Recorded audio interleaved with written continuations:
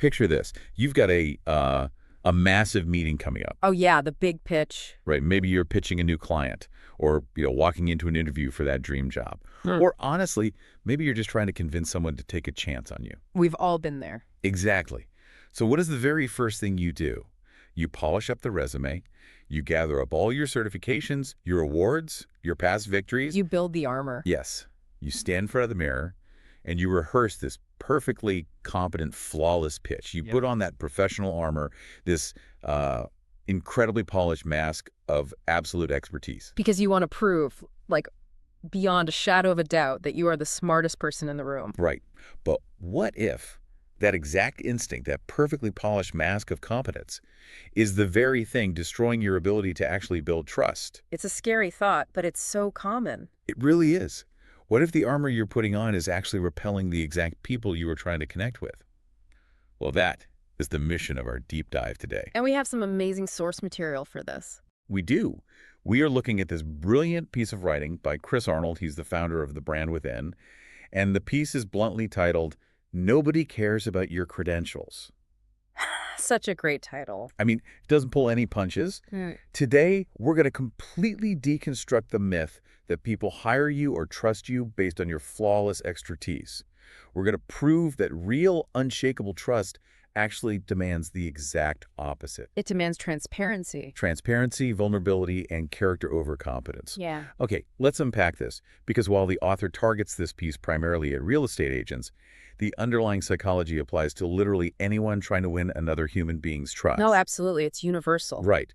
So why does our instinct to prove how smart we are actually backfire so badly when we sit down across from someone? Well, it backfires because it leads directly into what the source material identifies as the competence trap. Competence trap. Yeah. I mean, to understand the mechanics of this, we can look at the real estate industry like Arnold does as a prime example of this trap in action. Okay, walk me through that. Think about what a typical agent does when they want to grow their business. They focus almost entirely on accumulating designations. Oh, like all those letters after their name? Exactly. They obsess over closing a high volume of deals just so they can boast about their production numbers on social media. Like, look how much I sold. Right, the classic brag post. Right. And they memorize market statistics. They become these walking encyclopedias of property data. They fundamentally believe that if they just gather enough professional acronyms, clients will be, like, dazzled into submission. They treat knowledge like it's a scarcity, like they're the gatekeepers. Yes. But the brutal realization the article points out is that competence is completely commoditized now. I mean, everyone has access to it. Exactly. If a client has a question about some complex real estate process, they don't actually need your specialized brain to give them the answer anymore. No, they can just pull out their phone, Google that exact question, and find, 17 different professionals in their zip code explaining the exact same thing. 7-10 different people on YouTube or TikTok explaining it in slightly different ways. Yeah. Even the technical data isn't proprietary. Anyone can look up the MLS database, the multiple listing service, or pull up their own comparable sales figures. The data is just everywhere. And that abundance of information, it completely changes the value proposition of the professional. When you base your entire worth on your ability to recite facts or manage a standard process, you make yourself replaceable. You just become a walking search engine. Right. The certifications, they make you qualified to do the job, sure, but they communicate absolutely nothing to the client about your character. I kind of look at this like playing a high-stakes game of poker. Oh, I like that. How so? Well, in poker, your credentials, your market knowledge, your ability to, explain the closing process without stuttering, that is just table stakes. Right. It just gets you in the game. Exactly. You have to have that basic level of competence simply to get a seat at the table. Yeah. If you don't know the rules, you can't play. But the table stakes absolutely do not win you the hand. They just mean security hasn't kicked you out of the casino yet. Basically. And furthermore, treating a client like a transaction by just hiding behind the data, it completely ignores the emotional complexity of what they're actually experiencing. Oh man, buying a home is so emotional. Right. Buying or selling a home or making any massive life decision, it's rarely just about spreadsheets and numbers. It involves their identity. It involves their family dynamics. Their fears, their dreams. Exactly. It is deeply tangled up in their grandest dreams and their most paralyzing financial terrors. If you're just standing there reciting market statistics, you are entirely missing the human element driving their decision. What's fascinating here is how this dynamic plays out with the exact type of clients most professionals are desperate to attract. Premium clients. Yeah, the high-tier ones. The author draws a very sharp line here. These are the individuals who are not just shopping around to nickel and dime a professional over commission splits. Right, they value their time. And they are utterly exhausted by the typical polished sales pitch. I mean, they've endured it 1,000 times before. The slick presentations, the pie charts. All of it. The promises of proprietary technology, the endless guarantees of, concierge service and going above and beyond. Which, by the way, means absolutely nothing anymore because literally everyone claims to go above and beyond. It's lost all meaning. It's just noise. It has become entirely invisible to them. High-tier clients do not want to interact with a sales machine. They are starved for genuine human connection. So what are they actually looking for then? When they sit across from you, they're trying to answer one singular, visceral question. Can I trust this person when things go wrong? Wow. Yeah. And a framed certificate on a mahogany desk simply cannot answer that question. Okay, wait a minute. Let me play devil's advocate for a second. Go for it. Because this sounds beautiful in a theoretical sense, right? Being human, prioritizing connection. But if someone is trusting you with the largest financial transaction of their entire life, don't they inherently want the polished expert? You'd think so, right? I mean, if a client asks a highly complex question about tax liabilities or market forecasting, isn't looking them in the eye and saying, I don't know, incredibly dangerous? It feels dangerous. Doesn't dropping the mask of expertise risk instantly killing their confidence in you? See, that specific fear is exactly what keeps the majority of professionals trapped behind their polished masks. We want to look smart. Right. The instinct is to protect your perceived authority at all costs, but the reality of human psychology operates in the exact reverse. Wait, really? Yeah. Faking expertise or even slightly exaggerating your certainty is what actively destroys trust. Premium clients possess highly attuned radars for inauthenticity. They can smell the BS. Exactly. They actually crave the vulnerability of a professional who possesses the quiet, grounded confidence to say, I do not know the answer to that specific question, but I will find out and get back to you by 5 o'clock. Because admitting you don't know something actually signals that you prioritize their need for the factual truth over your own ego's need to appear smart. Yes. It becomes a flex of character rather than a display of weakness. That makes so much sense. That is the core mechanism of trust right there. Competence validates your presence, but character secures the relationship. So what does that look like in practice? Well, the source material outlines some incredibly stark practical scenarios of what demonstrating this character actually looks like in the trenches. Okay. And it is crucial to understand that character in this context is not just about being polite or friendly. Right. Anyone can be friendly. It is about radical transparency, particularly when that transparency is financially detrimental to you. Oof. The examples the author uses to illustrate this are genuinely painful to read if you're a commissioned salesperson. They really are. Like, he outlines scenarios like looking a buyer directly in the eye and telling them that the house they have fallen completely in love with is actually wildly overpriced. Just killing the dream right there. Right. And you tell them this, even knowing that delivering that hard truth might cause them to walk away from the purchase entirely, killing a massive paycheck you were counting on. Or advising a seller who is, eager to list their property today to actually wait 6 months because the market timing is wrong. Think about the biological override required to do that. It's intense. I mean, you might have a mortgage payment due, your own bank account might be dwindling, and your immediate survival instinct is screaming at you to close the deal right now. Just get the commission. Yeah, but you choose to prioritize the client's long-term financial health over your own short-term survival.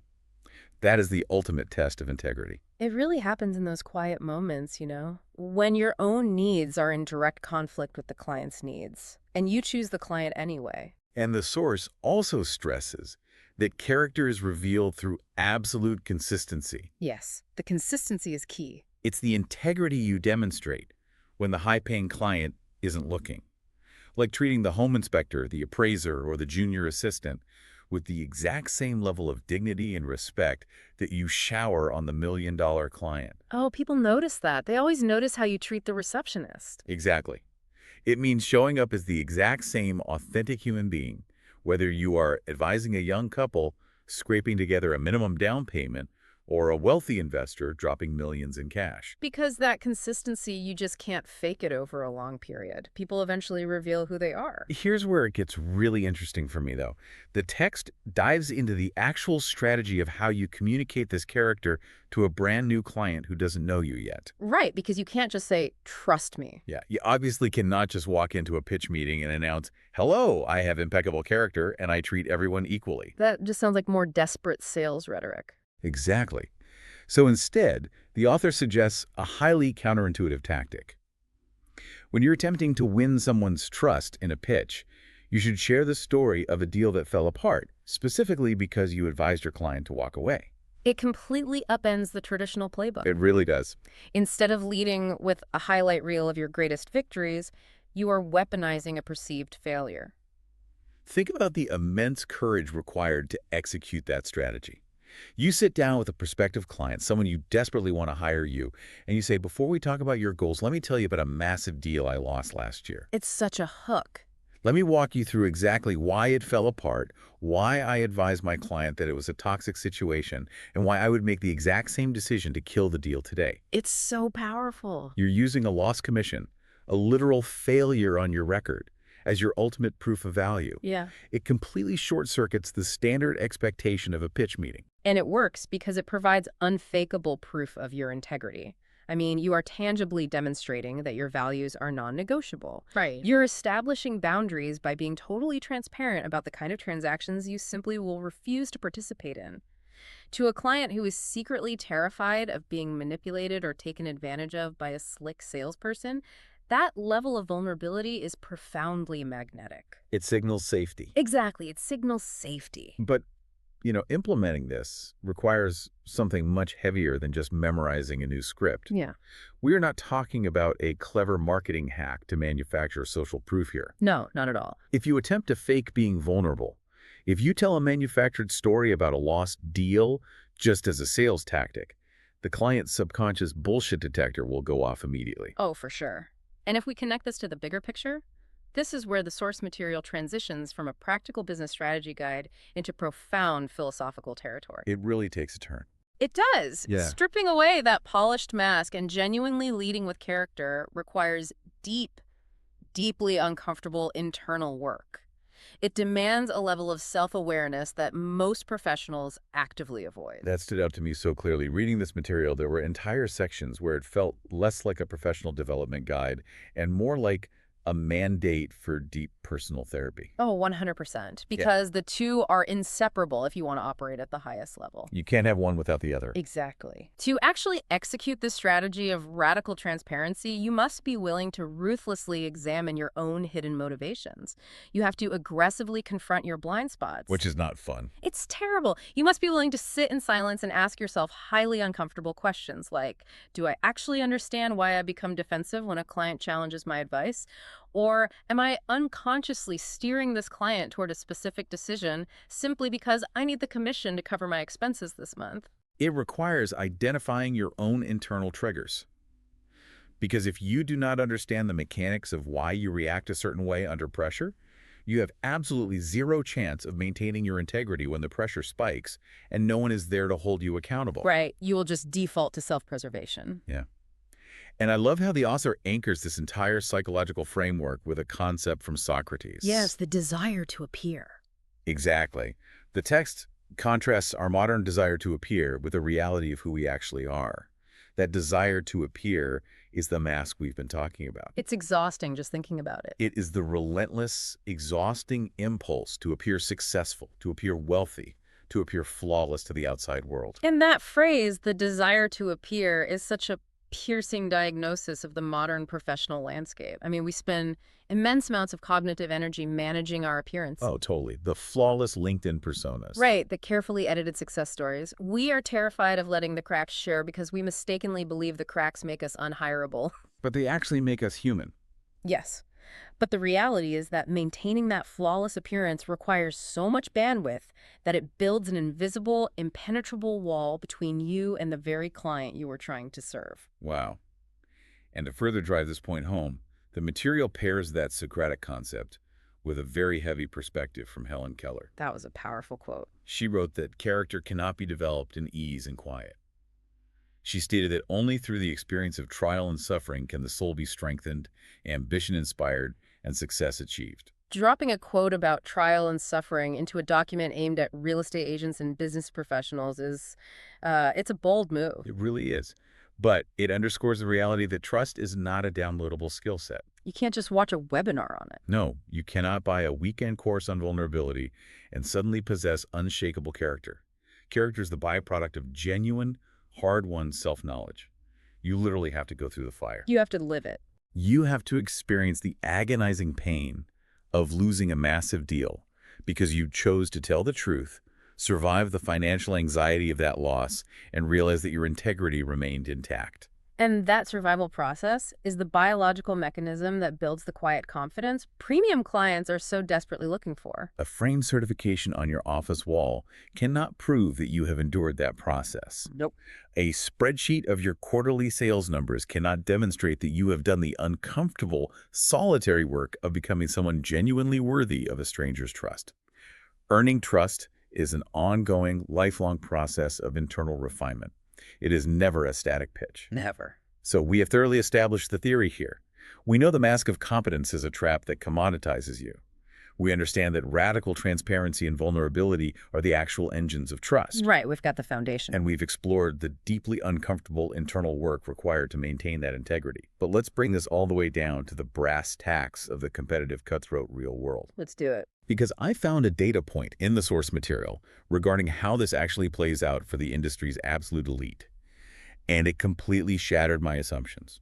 Oh, the part about their technical knowledge. Yes, the author notes that many of the top-tier professionals, the ones who charge premium fees without pushback, who never have to justify their commission, and who rely entirely on massive wait lists of wealthy referrals, are actually entirely average in their technical knowledge. It is a stunning revelation for anyone who has spent their career trying to memorize more data than their competitors. It proves definitively that being special, or knowing the most facts, is absolutely not the prerequisite for elite success. Not at all.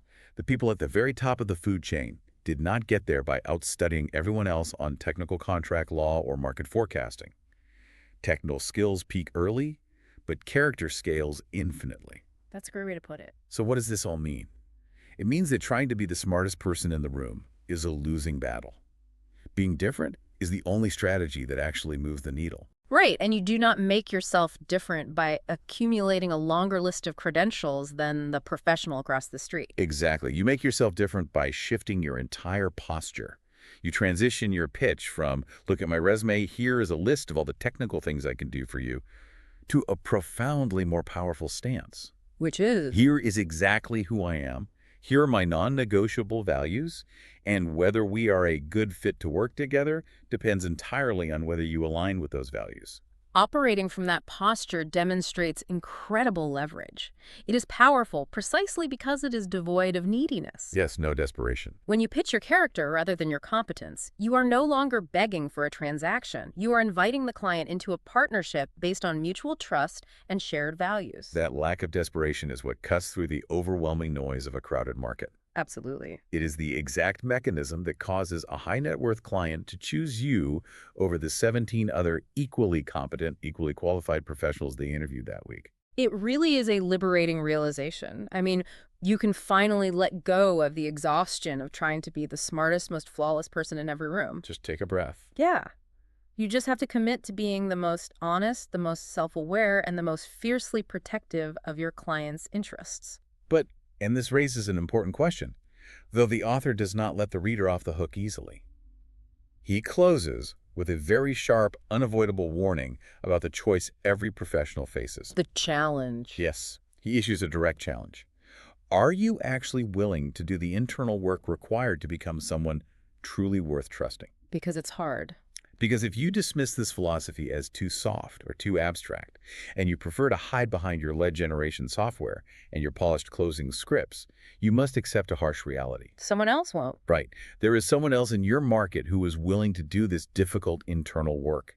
And because they're willing to be radically transparent, they're going to connect with and eventually steal the exact premium clients that you believe you deserve. That is a phenomenal reality check. Oh, yeah. If you insist on wearing the armor, someone else is going to step up, embrace the vulnerability, and win the room. Yep. Simply because they were courageous enough to be a flawed human being while you were busy trying to act like a flawless machine. So true. Let's pull all these threads together. The core realization of this deep dive is a paradigm shift in how we view professional relationships. Trust is never, ever built by hiding behind a flawless resume. Oh. It is not manufactured by performing a robotic, perfectly rehearsed script of competence. We desperately cling to those things because we think they make us safe from criticism, but in reality, they just make us invisible to the people who matter. It's the transparency that matters. Real, unshakable trust is built in the messy trenches of transparency. It's forged by having difficult, uncomfortable conversations that most people avoid. It is built by being vulnerable enough to risk losing the deal today in order to protect the client tomorrow. To summarize this entire philosophy, the author references a famous quote by Steve Jobs. You know the one, "The only way to do great work is to love what you do." Oh yeah, a classic. But the text adds a profound, necessary caveat to that cultural cliche. It states that, yes, you must love what you do, but before you can ever do great work, you must do the work to become someone capable of it. You must become someone capable of it. Everything we have discussed circles back to that central focus. Trust requires transparency and vulnerability, not a polished and perfected mask of competence. Spot on. So I want to bring this directly back to you listening to this right now. Take a hard look at your own professional ecosystem. Are you currently competing in a crowded, noisy market based entirely on easily replaceable competence? Are you just another search Are engine? you burning yourself out trying to prove you're the smartest person in every meeting? Or are you actively building a foundation on the irreplaceable currency of character? It truly is the difference between building a career on shifting sands, where you are constantly scrambling to justify your fees, versus building a practice on bedrock that feels completely unshakable regardless of market conditions. We will leave you with this final thought to mull over as you go about your day. Think back to that scenario we opened with. The big pitch. The next time you find yourself pacing the hallway before a massive meeting, trying to figure out how to win someone's trust. Instead of pulling out your polished list of achievements, instead of strapping on that heavy armor of expertise was the uncomfortable truth or the past professional failure that you could share with them that would actually prove your character. Take off the mask. They don't want your resume. They want you.